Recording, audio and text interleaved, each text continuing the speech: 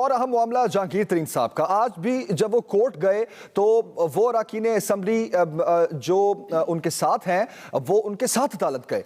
और मैं हुमायूं अख्तर साहब आपसे ये पूछना चाहूँगा कि पहले भी हेयरिंग्स पे जब जहांगीर तरीन साहब जाते हैं तो यही अरकान असेंबली उनके साथ जाते हैं, यही सिटिंग MNA MPs हैं, और उसके बाद वो बाहर आके मीडिया से बात भी करते हैं। जैसे आज राजा रियाज साहब ने और खाकवानी साहब ने मीडिया से बात करते हुए ये कहा कि बस कर दे अब हुकूमत ये जो कार्रवाइयां कर रहे हैं, मतलब तरीके इंसाफ से अपने लोग ही इंसाफ मांग रहे हैं।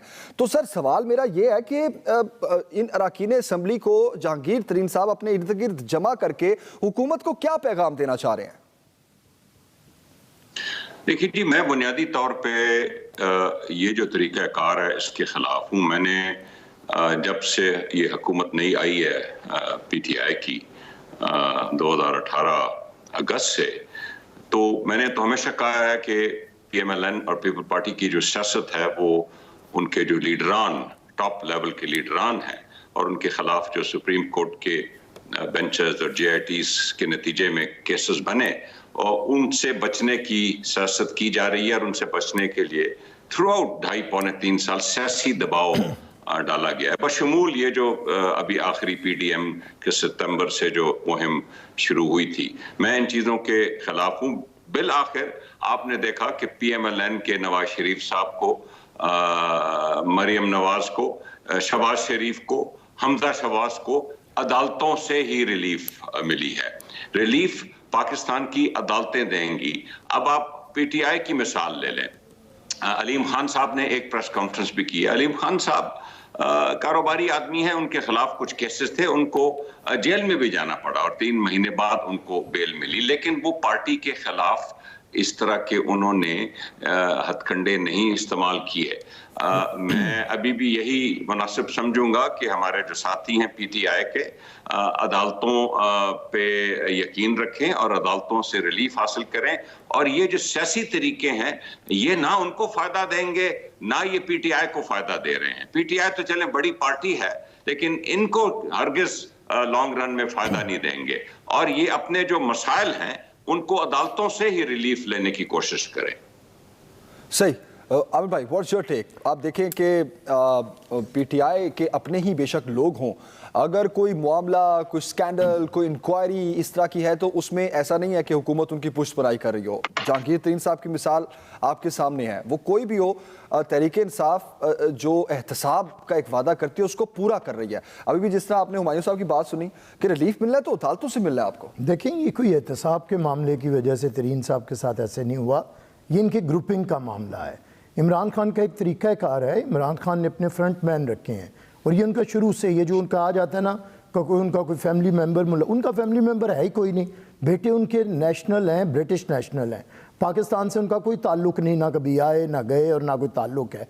बाकी इमरान खान का कोई भी नहीं है, इमरान खान ने कभी किसी के साथ लगा के रखी नहीं। हाँ, उनके फ्रंट मैन हैं दोस्तों की सूरत में, उन्हें वो फॉरनर्स भी हैं तो उन्हें ला के इधर रखा हुआ है ऐवान वज़ीर आज़म के अंदर, और वो सारा इस वक्त पैसा कमा रहे हैं। अब इमरान खान कौन लोग हैं? देखें, जुल्फी बुखारी है, कहीं ना कहीं एहतसाब के जो मामले ख़ुसूसी हैं वो भी ये काम कर रहे हैं। पहले तरीन साहब भी करते हैं। हाँ जी, तरीन साहब ये काम करते रहे हैं। ये सारे इनके, मैं आपको एक वक्त पे बताऊंगा, आप खुद देखेंगे। नहीं, आपके ये सारा ग्रुपिंग की वजह से इतनी कार्रवाइयां कि आपको लग रहा है कि अब जहांगीर तरीन साहब के खिलाफ भी अब नहीं। देखिए, असल में ना ये हुकूमत कोई सियासी लोगों की हुकूमत तो है नहीं, ये वॉर लॉर्ड्स हैं, समझ लें। इस तरह के इकट्ठे किए थे, कुछ मुतहारिब ग्रुप थे और वो इकट्ठे करके इन्होंने एक हुकूमत बनाई है। देखिए ना, तरीन साहब तो वो हैं जिनकी वजह से PTI को इक़्तिदार मिला है।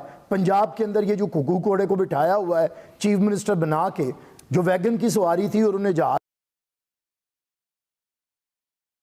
दूसरी बात यह है कि इतनी बदकिस्मती का कि ये जितने मामलात खुल रहे हैं इस वक्त, इसमें बदकिस्मती ये रही कि ये किसने साजिश की है PDM को तोड़ने की, ये किसने साजिश की है लॉन्ग मार्च को रोकने की, ये किसने साजिश की है इस्तीफों को नथी करके PDM को कमज़ोर करने की, ये किसने साजिश की है कि जो हमारी, जब मुझे सिर्फ कंप्लीट करने, जो हमारी जीत थी, हमने कौमी असम्बली के अंदर नंबर ला के दिखा दिए थे और आज ये 30 के करीब अरकान असम्बली हैं मरकज़ में भी और पंजाब में भी। दोनों हुकूमतें टूटने का एक बहाव था सियासी तौर पे, जो पाकिस्तान पीपल्स पार्टी देख रही थी, और किसी ने उसमें रखना डाला, उसे रोका, उसे नुकसान कौन पहुंचाया। है वो आमिर भाई, कौन है वो, कौन कर रहा है साजिश? पीडीएम की जमातें हैं, इसमें एक बहुत सा कसूर पीएमएलएन का है और बहुत सी नाअहली सरबराह की है पीडीएम के कि उन्होंने इन चीज़ों को। और आज देखें, अगर हमारा फतूहात का वही सिलसिला जारी रहता जो हमने कौमी असम्बली में, सेनेट में हासिल किया,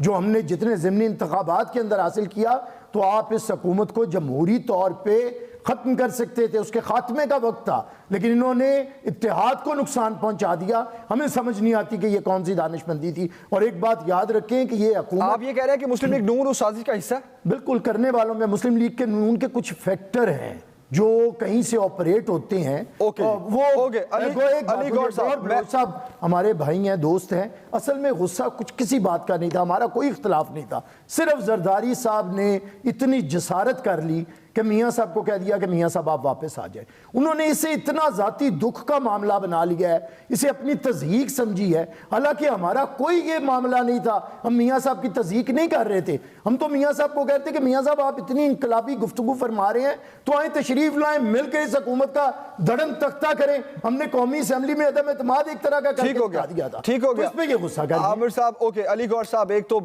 इसका क्या जवाब देंगे आपके?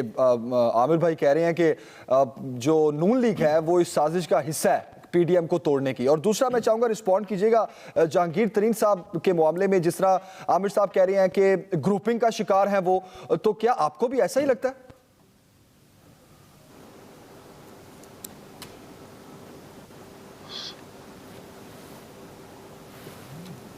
अली गौर साहब। जी जी, देखिए गुजारिश ये है कि इस वक्त जो सूरत हाल है, इस वक्त ये सूरत हाल है कि हमने बिल्कुल पीटीएम जो है वो ऑपोजिशन की तमाम पार्टीज ने इनिशिएटिव लिया और उसके बाद देखा कि पीटीएम ने बड़ी ही मेहनत के साथ अपनी कामयाबियां और अचीवमेंट्स हासिल की।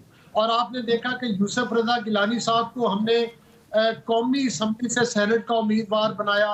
हालांकि उधर मुस्लिम लीग नून के जो मेंबरान थे वो अक्सरियत में थे।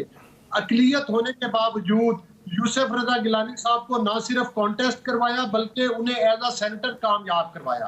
फिर उसके बाद बात यहाँ पर भी नहीं रुकी, उनको चेयरमैन सेनेट का उम्मीदवार भी नामजद किया और उसमें भी उनको 49 वोट्स पड़े और जिस तरह से उनका इलेक्शन चोरी किया गया और अब मामला अदालत में है वो भी सामने है आपके, उसमें भी मुस्लिम लीग नून ने और तमाम अपोजिशन पार्टी ने पीपल्स पार्टी का साथ दिया।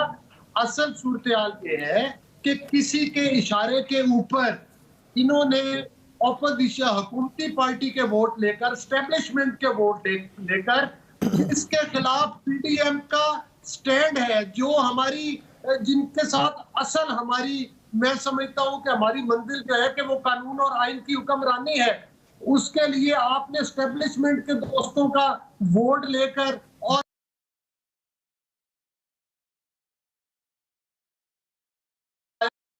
यही ओहदा ही आपको चाहिए था तो हम आपको चेयरमैन सेनेट का उम्मीदवार बना दिया था, हमने आपको सेनेटर मुंतखब करवा दिया था, तो ऑपोजिशन लीडर का ओहदा तो कोई मैटर नहीं करता था।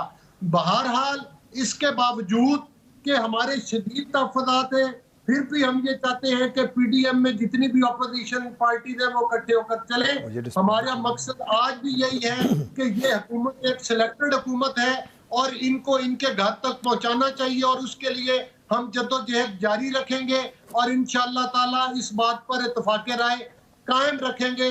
अगर के पीपल्स पार्टी की वजह से हमारे इस इत्तेहाद को धचका पहुंचा है और आइंदा हम तवक्को करते हैं कि एस्टेब्लिशमेंट की सपोर्ट लेने की बजाय सिर्फ और सिर्फ पीडीएम पर ही तकिया करेंगे, क्योंकि इनको जो भी कामयाबियां मिली है वो पीडीएम की वजह से मिली है, एस्टेब्लिशमेंट की वजह से इनको कामयाबियां नहीं मिली है। जी आमिर साहब, देखिए बात यह है कि यही वो मामलात हैं कि जिन्हें सारे मामले को ख़राब किया है। बिल्कुल ठीक है, वोट ज़्यादा कौमी असम्बली में पीएमएलएन के थे, लेकिन पीएमएलएन की खातून तो जीत नहीं सकी। इसका मतलब ये है कि ये कैंडिडेट की दिलेरी और कैंडिडेट के मौजू इंतखाब की बात थी।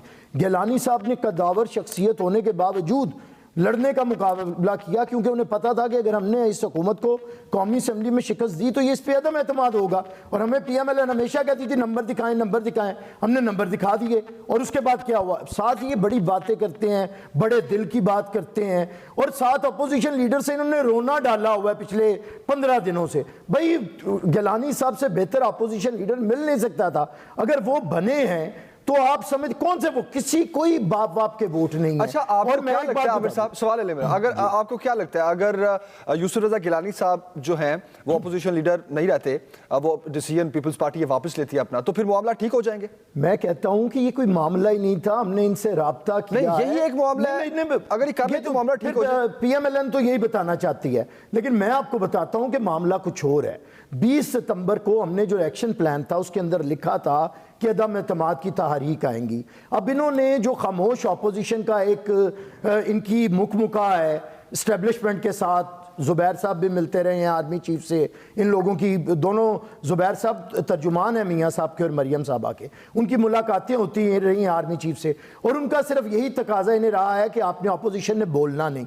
इसी वजह से ना ये मरकज़ में बोले हैं, शहबाज शरीफ साहब ने धीमे रागों में भी कोई बात नहीं की, और इसी तरह यहाँ पे पंजाब में भी ये खामोश हैं। सर बोलने को छोड़ें आमिर साहब, बोलने को छोड़ें, एक पेज पर नहीं रहे आप ना मामला। नहीं, हमारा हम एक पेज क्या नहीं, हमारा एक पेज ये था कि इस हुकूमत को खत्म करने के हम बिल्कुल करीब थे, हमने नंबर्स दिखा दिए थे। अब ये तरीन फैक्टर आप लें तो ये हुकूमत घर जा रही थी। ये कौन है जिसने कहा कि हमने तहरीक अदम एतमाद नहीं करनी? ये कौन है जिसने अपनी मर्जी से लॉन्ग मार्च के फैसले को खत्म किया और नथी किया इस्तीफों के साथ? ये तो इतने जिद्दी हैं, पहले भी नहीं मानते थे हम ज़िमनी इलेक्शन में नहीं जाएंगे, हम सेनेट का इलेक्शन नहीं लड़ेंगे, अब इतने मजे ले लिए, अब रोज ये फतह के जो पैगामात जारी करते हैं वो हमारी दानिश के किए हुए फैसलों का नतीजा है। तो भाई अगर आपका इतना बड़ा दिल है तो मैं अभी आपसे मिन्नत कर लेता हूं कि जब तक चेयरमैन सेनेट के ऊपर गिलानी साहब का फैसला नहीं आता तब तक आप गिलानी साहब को लीडर ऑफ द ऑपोजिशन रहने दें, इत्तेहाद को ना तोड़ें।